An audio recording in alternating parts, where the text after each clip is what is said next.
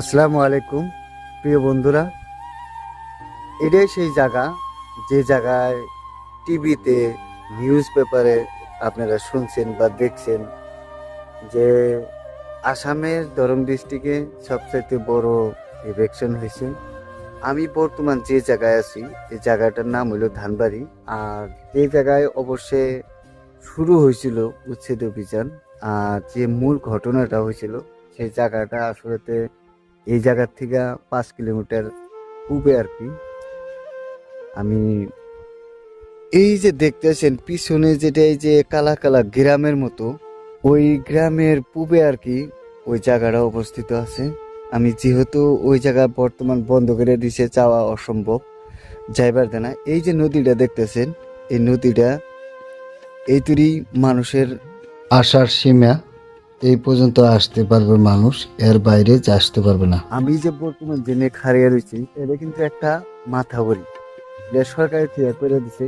এই তৈরি মানুষের আসতে পারবো, ইয়ার বাইরে বা ইয়ার ভিতরে যাওয়া নিষেধ আছে মানুষের, যেহেতু সরকারভাবে বন্ধ করে দিছে যাওয়া। এটা লাশ সীমানা মানুষ, এটা যেহেতু চর এলাকা, এই জায়গায় পানি আসে যখন বর্ষার টাইম, ওই টাইমে তো মানে এই জায়গাতে পানি ওঠে, অনেক পরিমাণ পানি ওঠে, যার জন্য এটা বন্ধ করে দিছে সরকারিভাবে যাতে পানিটা না ঢোকে। আর এই যে দেখতেছেন পিছনে যেটা নদী, এই যে নদী, এটা একটা নদী আছিল, এখন বিলের মতো হয়ে গেছে গা। তার মানে পানি এখন আয় না, নয়তো এই যদি বান্ধাটা না থাকতো এটা কিন্তু নদী পানি দিয়ে ভরপুর থাকতো, এখন কিন্তু হয় না। আর আমি যে জায়গায় দাঁড়িয়ে আছি এটা হলো ধানবাড়ি একটা বাজার। এগুলা এগুলো যে দেখতেছেন ঘর ঘর, এগুলো একটা বাজার, এটা বাজার, ধানবাড়ি বাজার। এই এলাকাটায় বহু ধরনের আগে শান্তি আসছিল, কিন্তু যখন থেকে উচ্ছেদ কার্য আরম্ভ হয়েছে তখন থেকে মানুষের শান্তি বলে বস্তু নাই। পিছনের যেগুলা কালা কালা এগুলো দেখতেছেন, এগুলা কিন্তু অনেকগুলা এই ধরনের আছে, গ্রাম আছিল। আর জানি না এই মানুষগুলা কত মানুষ কোন জায়গায় গেছে। আমি এই জায়গায় হয়তো আমার জন্মস্থান জায়গা না, কিন্তু জন্মস্থানের চেয়ে বেশি, কারণ আমি ন্যাংটা অবস্থা থেকে এই জায়গায় এই জায়গায় বড় হয়েছি। আমার কর্মস্থান, এটা জীবনটা এই জায়গা থেকে শুরু হয়েছিল।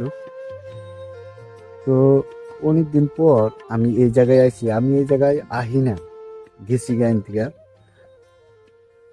এই দেশের পরিস্থিতি, এই জায়গার পরিস্থিতি খুবই খারাপ, কারণে আমি যে এন থেকে গেছি গে, ভালো লাগে না। প্রায় 2-3 বছর পরে আবার আইছি। তো আজকে এগুলো পরিস্থিতি দেখে আমার খুবই খারাপ লাগতেছে, ভালো লাগতেছে না। কারণ এই এতগুলা মানুষ এখন আবার নতুন করে, কালকে যেহেতু সরকার গঠন হয়েছে, আজকে আবার নতুন করে শুরু হবো। প্রায় কতটি জেলায় জানি অলরেডি ইলেকশনের জন্য লিস্ট করা হয়েছে, এগুলো ইলেকশন করা হবে। তাই ভাবছি সেগুলো মানুষ এখন আর চাইবো কোন জায়গায় যাইব, কোন জায়গায় দাঁড়াবো। খুবই দুঃখজনক বিষয়, ভালো লাগে না শুনে, তাই আপনাদের সাথে শেয়ার করলাম। আপনারা অবশ্যই ভিডিওটা শেয়ার করে দিবেন। ধন্যবাদ।